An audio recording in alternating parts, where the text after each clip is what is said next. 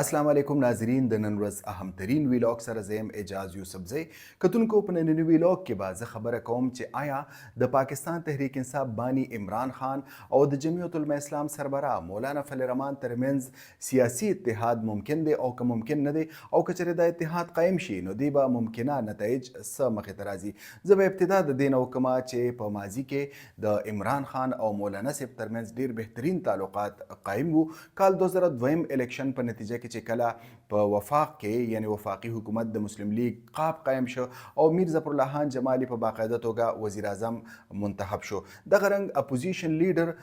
د هغه وخت چې کوم د مذهبي جماعتونو یعنی متحده مجلس عمل MMA به ورته ویل شو د دې نه اپوزیشن لیډر واغستل شو او مولانا صاحب حزب اختلاف لیډر مقرر کړی شو. د دې وروستو یعنی عمران خان هم د دې الیکشن په نتیجه کې یو سیټ ګټلو هغه په خپل عمران خان د میاوالی نه منتخب شو. هغه هم په اپوزیشن کې کېناسته څنګه چې مولانا صاحب په اپوزیشن کې و اگر چې د دغه اپوزیشن حصه نه وه خو بطور اپوزیشن یعنی ځان له اپوزیشن یعنی نن سبا چې څنګه د جمعیت العلماء اسلام اپوزیشن د عمران خان اگر چې پاکستان تحریک انصاف اگر چې مین اپوزیشن پارټي د اپوزیشن لیډر د دوی سره دی مولانا صاحب د دې اگر چې د دې اپوزیشن برخه نه ده خو بیا هم په اپوزیشن بینچونو کې ناستو. دغه رنګ عمران خان د کال 2002 الیکشن په نتیجه کې اپوزیشن بینچونو باندې ناستو. کال 2009 کې چې کله پرویز مشرف غوښتل چې د یوې اسمبلی نه یعنی د قاپ لیگ د اسمبلی نه هغه په دویم ځل صدر منتخب شي کوم چې یو غیر قانوني او غیر آئینی اقدامو د دې د مخنیوي لپاره په هغه وخت کې مختلف سیاسي لیډرانو یو تحریک جوړ کړ او دغه تحریک ته به ویل شو APDM یعنی آل پاکستان ډیموکریټک موومنٹ. دې تحریک کې پاکستان تحریک انصاف سربراہ عمران خان، محمود خان اچکزی، مرحوم قاضی حسین احمد الله تعالی دې هغه وبخي، مولانا فضل الرحمن صاحب، میاں نواز شریف صاحب، دا ټول د دې اتحاد او د دې اپوزیشن اتحاد برخه وه. بیا وروستو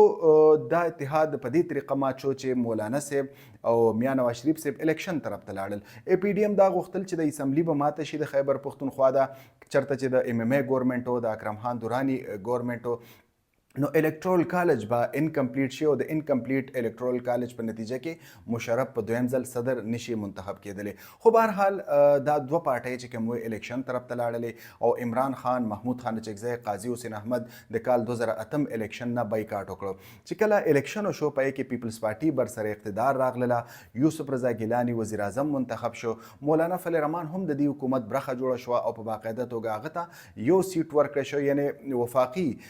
وزارت ته ورکړی شو او اعظم خان سواتی کوم چې اوس د تحریک انصاف برخه ده هغه ته د ساینس اینډ ټیکنالوژي وزارت ورکړی شو. د دې وروستو کال 2014 الیکشن راغی. د کال 2014 الیکشن په نتیجه کې میاں نواز شریف صاحب وزیر اعظم منتخب شو یعنی مسلم لیگ نون یو وکټوریس یو فاتح جماعت په تور باندې مخې ته راغلل. ولې په دې الیکشن باندې هم غټ سیاسي لیډرانو اعتراض وکړو او د داندلۍ الزامات یې ولګول. آصف علي زرداري وویل چې په دې کې داندلي شوې ده او دا آرو الیکشن و. د دغه رنګ مولانا فضل الرحمن صاحب هم په ځینو انټرویو کې د دې الیکشن باندې ډیر سوالات اوچت کړل. وی ویل چې د کال 2014 الیکشن چې کوم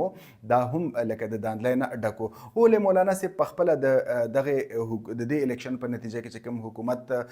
قایم شو دغه حکومت برخه جوړه شوله او دوه وزارتونه یې ترلاسه کړل یعنی اکرم خان دراني او چې کوم عبدالغفور خیدري و جنرال سیکرټري جمعیت العلماء اسلام هغوی په باقاعده توګه وزیران وټاکلی شو. دا هغه وخت چې د پاکستان تحریک انصاف د چیرمن او مولانا فضل الرحمن ترمنځ تعلقات ډیر زیات خراب شو. د هغې بنیادي وجه دا وه چې په خیبر پښتونخوا کې د پاکستان تحریک انصاف حکومت قایم کو یو کلین سویپ غوندې فتح تحریک انصاف واغستله او د دې په نتیجه کې پرویز خټک د تحریک انصاف په هغه وخت کې مشر و هغه ته وزارت اعلی وسپارل شوه.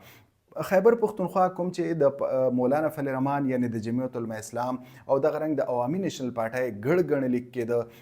بنیادي حلقه ګڼل کېدله. په دې باندې د تحریک انصاف چې کله قبضه راغله دا بنیادي بون اپ کنټنشن او بنیادي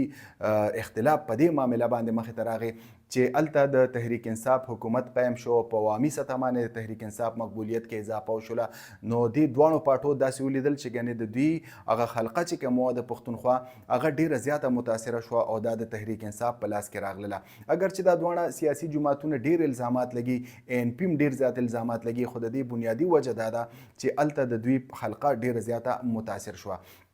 د هغه وخت چې مولانا فضل الرحمن صاحب په عمران خان باندې د يهودي ایجنټ چاپ لګولو او په مختلف پریس کانفرنسو کې په جلسو کې په نورو میټینګونو کې به کولاو پریس کانفرنسو کې به وی چې عمران خان د يهوديانو ایجنټ دی اگر چې بیا وروسته عمران خان اگر چې بیا وروسته مولانا فضل الرحمن صاحب د دې الزاماتونه په شا شو وی ویل چې دا محض سیاسي بیاناتو خو بهرحال دا بنیادی فیکټر د پاکستان تحریک انصاف د چیرمن او مولانا فضل الرحمن ترمنځ چې کوم اختلافاتو بیا وروسته عمران خان د دانلای خلاف چې کوم تحریک شروع کړی شو 126 دن درنه په اسلام آباد کې د دې درنې خلاف مولانا صاحب څنګه چې هغه د حکومت برخوا د حکومت په سایډ لاړ یعنی د میاں نواز شریف صاحب په سایډ باندې لاړ او د عمران خان د بدترین مخالف په تور باندې مخې ته راغی بیا کال 2013 الیکشن چې شو د دې په نتیجه کې عمران خان وزیر اعظم جوړ کړی شو کوم چې مولانا صاحب ته قبول نو مولانا صاحب په دې کې د دانلای الزامات لګول او بار بار د اسلام آباد باندې د چړای کوشش کولو دوه پیری هغه په اسلام آباد کې درنه ورکړی و دغه رنګ پاکستان مسلم لیگ نون او دغه رنګ پاکستان پیپلز پارټي هم لانګ مارچ وکړل د عمران خان د حکومت خلاف خو بهرحال د عمران خان حکومت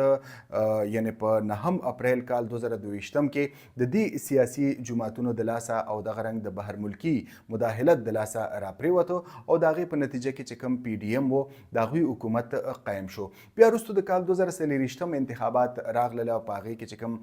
ټول دنیا ولیدل چې هغه د دانلای نه ډک انتخاباتو د تحریک انصاف 2/3 میجارټي منډیټ چې کوم پاغي باندې چې کوم دی لوټ کړی شو غلا وکړی شو او دغه په نتیجه کې د 19 سیټونو پارټي چې کوم دا هغه په حکومت کې راوستل شو او شهباز شریف په باقاعده توګه وزیر اعظم وټاکل شو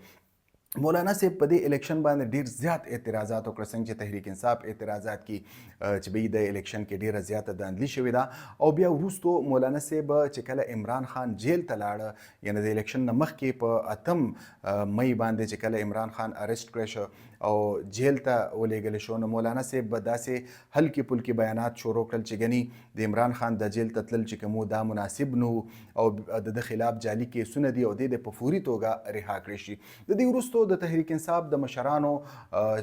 د مولانا صاحب سره ډیر زیات مذاکرات شو موږ دا غنله چې ګنې یو سیاسي اتحاد به مخې ته راغلی سیاسي اتحاد مخې ته راته یا نه راته خو موږ داسې لیدله چې ګنې دا دوه سیاسي پارټۍ چې کوم دي کوم چې د یو بل ډیر سخت مخالف دي دي کې فاصلې ختم شوې دي یو بل ته نږدې راغله کوم چې د پاکستان لپاره او خصوصا د دوه پارټو لپاره او د پښتونخوا لپاره یو نیک شګون وو په 28 آئینی ترمیم باندې هم دا دوه پارټۍ یو ځای وي او د دې خلاف وي او مذاکرات یې بار بار کول په دې مذاکراتو کې به تاسو لیدل چې د مولانا صاحب رهایشګاه ته به خصوصا بریسټر ګوهر ته اسد قیصر به ته اپوزیشن لیډر عمر ایوب به ته بهرحال دا مذاکرات په هغه ټایم کې ناکام شو کله چې مولانا صاحب په ځینې شرطونو باندې د 28 آئینی ترمیم په حق کې ووټ ورکړ او وی ویل چې بګنی د مدرسو معامله وا یا چې کوم د مولانا صاحب نور ډیمانډونو پاغي کې د سود خاتمه دغه شان یو شمېر نور مطالبات ویل کېدل چې د مولانا صاحب دا ډیمانډز دي دا پوره کړی شوي دي او هغه په 28 آئینی ترمیم په حق کې ووټ ورکړی دی بیا وروسته چې کوم دی مولانا صاحب ته پته ولګېده چې ګنې دا سیاسي پارټۍ د دې سره مخلص نه دي د پاکستان تحریک انصاف او دغه رنګ د مولانا صاحب ترمنځ بیا رابطې شروع شوې دي هغه رابطې تقریبا د اوس د اپوزیشن جماعتونو د حکومت خلاف یو تحریک جوړیږي ګرینډ اپوزیشن الاینس دی ته ویلی شي په هغې کې دا پارټۍ تقریبا میلو دي یو ځای ناست دي په دې کې هم د مولانا صاحب سره او دغه رنګ د جمعیت علماء اسلام د نورو مشرانو سره د ګرینډ اپوزیشن الاینس مشران چې کوم دي هغوی وخت په وخت ملاقاتونه کوي او داسې ښکاري چې یو اپوزیشن اتحاد د حکومت خلاف قایم شي دې دوران ځینې صحافیانو پاکستان کې او د پاکستان نه بهر چې کوم ځینې صحافیان دي هغوی دا قسمه خبرې شروع کړلې چې ګنې مولانا فضل الرحمن د دې اتحاد یعنی د ګرینډ اپوزیشن الاینس چې کوم اتحاد دی د دې لپاره یعنی په دې کې د شمولیت لپاره 3 شرطونه یې دي په هغې کې د ټولو نه اول شرط مولانا صاحب غواړي چې د دې اتحاد سربراهي د لاس ته راشي د دې نه علاوه مولانا صاحب ویدا غواړي چې په خیبر پښتونخوا کې چې کوم لوکل ګورنمنت د هغوی مشران دي یا میر دی یا تحصیل چیرمنان دي د دوی لپاره د فنډونه ورکړي شي او په مستقبل کې چې کوم الیکشن کیږي په هغې کې د سیټ ټو سیټ ایډجسټمنټ د دې پارټۍ سره وکړي شي یقینا چې کوم دا دوه اخري ډیمانډونه دي د مولانا صاحب دا ډېر زیات معقول دي او په دې باندې کار کول پکار دی که چېرې په دې کې حقیقت نه هم وي په دې شرایطو کې حقیقت پکې نه هم وي نو بیا هم تحریک انصاف له مولانا صاحب له په دې کم از کم کم په دې دوو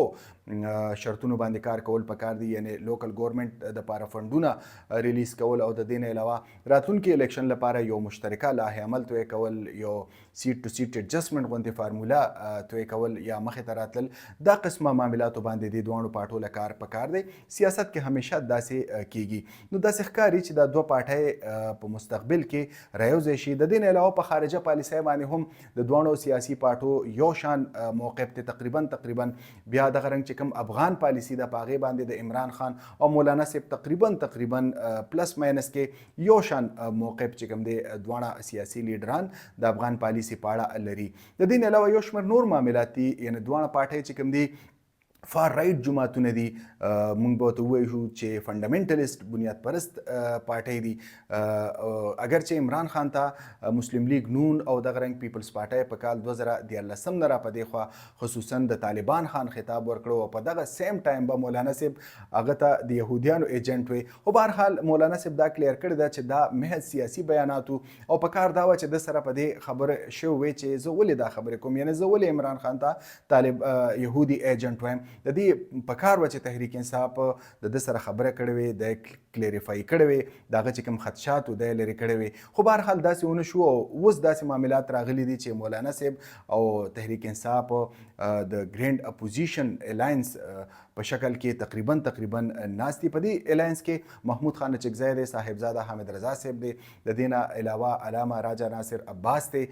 مفتي اسماعیل دی په دې کې، او د دې نه علاوه د شاید حقان عباسي سابق وزیر اعظم په دې کې شامل دی. نو داسې ښکاري چې په مستقبل کې د دې پارټو اتحاد قایم شي. که چېرې دا اتحاد قایم شو، خصوصا